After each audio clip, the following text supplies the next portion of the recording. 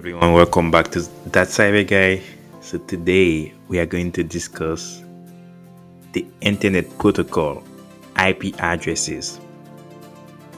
So IP addresses, when it comes to IP addresses or Internet Protocol, we have two versions.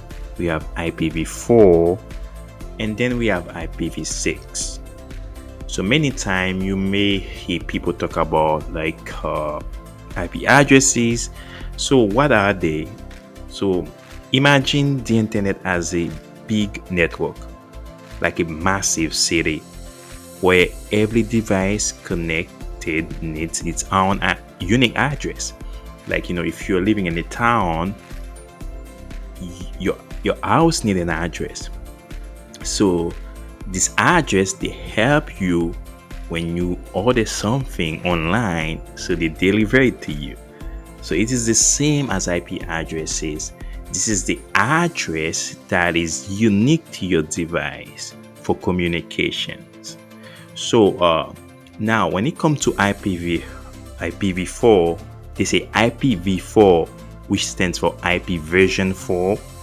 So it is a 32-bit address in the early days of the internet. So we use IPv4. It's like having a neighborhood with about 4 billion people or 4 billion houses per se, and each identified by a unique 32-bit address. Now, the more people that just come are moving to that city, the more you're gonna need addresses for those people. So at some point, the city changed from 4 billion people to 8 billion, and then now you're out of capacity. That's why they introduced us to IPv6, IP version 6, because the IPv6 is 128 bits instead of 32 bits. That solved the problem, because without IPv6 we wouldn't be able to just have enough devices that are connected. Some devices, they will not be able to be connected to the internet. So in the past, we didn't have a lot of people connected to the internet. We did not have our refrigerators connected to the internet, our vacuum, our cameras, our tablet and cell phones. So because IPv4 was running out of space, that's why they introduced IPv6. So what I can do right here, I can actually head over Wikipedia. As always, you can just come here and just search for the Internet Protocol version 4. So you can just learn the history of the Internet Protocol version 4 and why we have IPv6 right now. As I explained, the reason why we have IPv6 right now is because we have more devices that are connected. If you want your Alexa to be connected, your smart TV, your whatever your Internet of Things devices that need to be connected. So without IPv6, that wouldn't be possible, because IPv4 could only handle 4 billion devices, and now we have way more than that. So as a summary, I can say that the IPv4, the original system with the 32-bit addresses, was limited with only 4 billion unique IP addresses.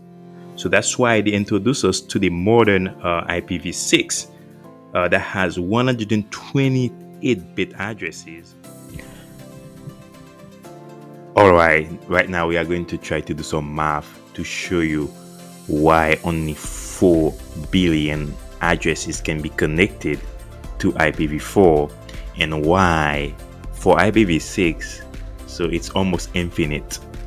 Alright, so if you are on Windows, you can actually go to your calculator, and by the way, your calculator has a lot of features. Like if you go to the hamburger menu, you can just do graphing programming to calculate binaries, hexadecimals. You can just calculate currency, volume, etc. But in our case today, we are going to just turn it into scientific.